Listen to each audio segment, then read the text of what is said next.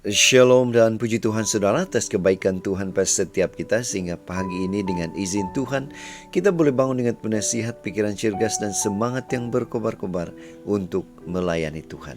Untuk memulai renungan kita, mari kita berdoa.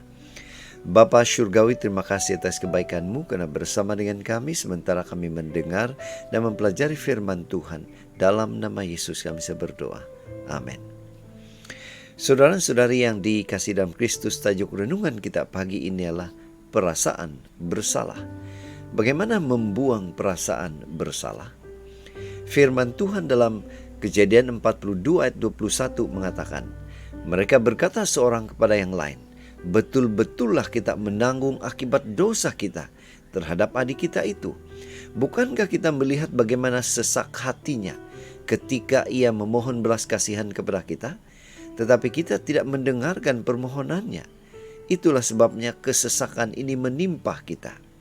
Saudara, bacaan hari ini kita boleh baca dalam Kejadian 42 ayat 18 hingga 28. Ini merupakan kisah Yusuf dan abang-abangnya yang meminta pertolongan dari Yusuf bila ada musibah di tempat tinggal mereka. Nah, apa respon Yusuf kepada abang-abangnya yang telah berbuat jahat kepadanya? Sebuah ilustrasi. Eli bercerita, dia berkata, sewaktu belajar di sekolah menengah, saya pernah menanggung perasaan bersalah yang sedemikian parah, sehingga saya menderita tekanan atau stres yang cukup berat. Karena merasa tidak mendapatkan jalan keluar, saya memutuskan untuk bunuh diri. Akan tetapi, karena kasih Tuhan, keinginan bunuh diri tersebut gagal. Sejak saat itu, saya berhati-hati dan tidak menganggap mudah perasaan bersalah. Saya mendapati hanya penyesalan, pertobatan, dan pengampunanlah yang mampu membebaskan kita dari perasaan bersalah yang menekan itu. Nah, saudara, kembali kepada bacaan kita pagi ini. Sebenarnya abang-abang Yusuf telah mengalami kasih karunia Yusuf yang tidak mahu membalas perbuatan mereka. Ya, jalan keluar serta makanan yang diberikan kepada mereka adalah suatu bentuk kasih karunia, yaitu kebaikan yang mereka peroleh sebagai ganti dari kejahatan pada masa lalu.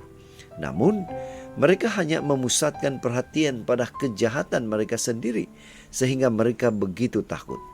Mereka sukar melihat apa yang mereka alami di Mesir sebagai jalan Tuhan dalam memelihara kehidupan mereka.